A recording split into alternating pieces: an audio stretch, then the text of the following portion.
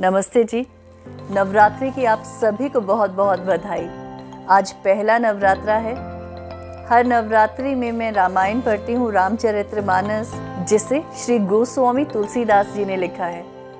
इस बार मैंने सोचा कि किताबों की कहानियाँ तो आपको सुनाती ही हूँ, इस नवरात्रि में रामायण की कहानियाँ आपके साथ शेयर करूँगी। तो वही सिलसिला आज से शुरू होगा। पहले कुछ बातें आपको रामायण के बारे में बता दूँ कि तुलसीदास जी को इसे लिखने में 2 साल 7 महीने और 26 दिन लगे थे। इसे जब मैंने याद किया था तो इस तरह किया था 26-27, तो 26 का पहला 2 साल, 6 महीने और 27 दिन आखिर का, तो 2 साल 6 महीने 27 दिन 7 खंड में रामायण बंटी है। मेरा ये मानना है कि रामायण की कहानियाँ आपको सुनाने से पहले जिन्होंने रामायण लिखी है उनके बारे में मैं आपको कुछ बताऊं। लेखक का पूरा हक बनता है प्यार और सम्मान का, इसलिए शुरुआत करेंगे रामायण की गोस्वामी तुलसीदास जी की जीवनी से। प्रयाग के करीब एक बांधा जिला है, उसमें राजापुर नाम का एक गांव है। इसी गांव में गोस्वामी तुलसीदास जी का जन्म हुआ था। इनका जन्म सामान्य नहीं था। अपनी माँ के गर्भ में तकरीबन 12 महीने रहने के बाद जब इनका जन्म हुआ तो कहा जाता है कि 32 दांत थे इनके मुंह में और 5 साल के बच्चे का शरीर इस तरह वो दिखते थे। तो बहुत सारी बातें होने लगी कि ये अनिष्ट है, कुछ अमंगल होने वाला है।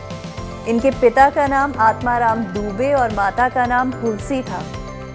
जब इनका जन्म हुआ और बहुत तरह की बातें होने लगी तो किसी अनिष्ट की चिंता से इनकी माताजी घबरा गई। अपनी एक दासी को, जिसका नाम चुनिया था, उसे अपने नवजात बच्चे को देकर उसके ससुराल ले जाने को कहा।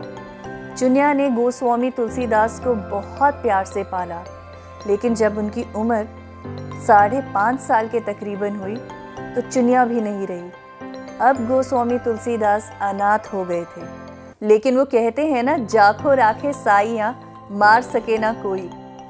जग जननी पार्वती जी को इन पर बहुत तरस आई, बहुत प्रेम भी आया। तो हर दिन ब्राह्मणी का रूप बनाकर गोस्वामी तुलसीदास को, जो अभी 5 वर्ष के थे, उन्हें भोजन करवाने आती थी वो। श्री नरहयानंद जी ने इस बच्चे को खोजा, इनका यज्ञोपवीत करवाया गया। उन्होंने इस बच्चे का नाम राम बोला रखा। क्या मैंने आपको ये बताया कि जब इनका जन्म हुआ था गोस्वामी तुलसीदास जी का, तो ये रोए नहीं थे। ऐसे कहा जाता है जो शब्द इनके मुंह से निकला था वो था राम। तो जब श्री नरहयानंद जी ने इन्हें ढूंढा, इनका यज्ञोपवीत करवाया, तो इनका नाम राम बोला रख दिया। अभी तक राम बोला की कोई पढ़ाई नहीं हुई थी, बिल्कुल पढ़ना लिखना नहीं जानते थे। तो भी बिना किसी के सिखाए हुए इन्होंने गायत्री मंत्र उस वक्त बोला था, ऐसा कहा जाता है। उन्होंने राम बोला का विवाह भारद्वाज कुल की एक बहुत सुंदर लड़की रत्नावली से करवाया। रत्नावली और राम बोला का जीवन बहुत सुंदर चल रहा था, बहुत प्रेम था दोनों में। खास तौर तक राम बोला रत्नावली के बिना एक दिन भी नहीं रहते थे। ऐसा कहा जाता है कि एक बार अपने भाई के साथ रत्नावली अपने मायके गई। राम बोला को रत्नावली की बहुत याद आ रही थी। वो बिल्कुल रुके नहीं और अपने ससुराल रत्नावली के पास चल दिए। ये कहा जाता है कि बहुत बारिश हो रही थी। दरिया पार करके राम बोला रत्नावली के पास पहुँचे। जब रत्नावली ने राम बोला को देखा तो राम बोला तुलसीदास जी के जीवन का ये टर्निंग पॉइंट था। रत्नावली राम बोला पर बहुत नाराज हुई। रत्नावली ने राम बोला को कहा कि मेरे हार्ड मास के शरीर से तुम्हें जितना प्रेम है, उससे आधा अगर तुम भगवान से करते तो तुम्हारी नैया पार हो जाती। राम बोला के मन में ये बात घर कर गई। एक क्षण भी वहां नहीं रुके। उसके बाद काशी चले गए, वहां पर राम कथा सुनाने लगे। एक दिन उनके पास वहां एक प्रेत आया। उस प्रेत ने उन्हें हनुमान जी के बारे में बताया। राम बोला हनुमान जी से मिलने गए। हनुमान जी ने कहा चित्रकूट जाओ, वहां पर रघुनाथ जी के दर्शन होंगे। राम बोला चित्रकूट चल पड़े। रघुनाथ जी से तो मिलना था, रास्ते में तुलसीदास जी को दो खूबसूरत राजकुमार घोड़े पर धनुष बाण लिए दिखाई दिए।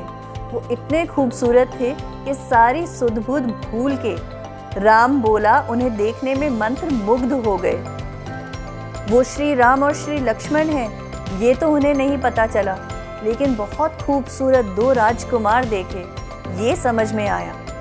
हनुमान जी बाद में आए, उन्होंने उनसे पूछा हुए दर्शन? तो उन्हें कहा मुझे तो पता नहीं, वो थे श्री राम और श्री लक्ष्मण। अपने श्री राम को सर झुकाकर नमस्कार नहीं कर पाए, इसका पश्चाताप करने लगे। हनुमान जी ने एक बार फिर उन्हें श्री राम से मिलवाने का वादा किया। मौनी अमावस्या का दिन था। उस दिन श्री हरि श्री राम बच्चे का रूप लेके एक बालक बनकर राम बोला के पास गए और उनसे चंदन मांगा। कहा बाबा हमें चंदन दे दो। हनुमान जी ने सोचा कि अगर इस बार भी राम बोला को ये नहीं पता चला कि ये श्री राम है तो उसे बहुत ज़्यादा दुख हो जाएगा, इसलिए मुझे उसे बताना चाहिए। कहते हैं कि हनुमान जी ने उस वक्त तोते का रूप लिया और ये दोहा कहा, जिससे तुलसीदास को ये पता चल जाए कि खुद श्री राम उसे दर्शन देने के लिए आए हैं। चित्रकूट के घाट पर भई संतन की भीड़, तुलसीदास चंदन घिसे तिलक करे रघुबीर। बस क्या था, तुलसीदास को पता चल गया और वो श्री राम को देखने में इतने मग्न हो गए कि अपने शरीर की सुध भी भूल गए थे। श्री राम ने उनसे चंदन लिया, खुद भी टीका किया और तुलसीदास को भी टीका किया। कहते हैं कि 1631 में राम नवमी के दिन वैसा ही योग था जैसा राम जन्म के दिन था। उस दिन सुबह के समय श्री तुलसीदास जी ने रामचरितमानस की रचना आरंभ की। जैसे मैंने आपको बताया 27 और 26 2 साल 7 महीने 26 दिन उन्हें लगे श्री रामचरितमानस को पूरा करने के लिए। तो ये थी गोस्वामी तुलसीदास जी की जीवनी। इसमें उनकी बीवी रत्नावली का उनके लिए सुझाव था जिसने उनकी जिंदगी का रुख ही मोड़ दिया। श्री रामचरितमानस की कहानियों का अभी आरंभ हुआ है। सब्सक्राइब कर लीजिए इस चैनल को। जैसे ही वीडियो पोस्ट होगी, जो आजकल बहुत रेगुलरली होगी, आपको नोटिफिकेशन आ जाएगी। नवरात्रों की बहुत बहुत बधाई। जय माता की।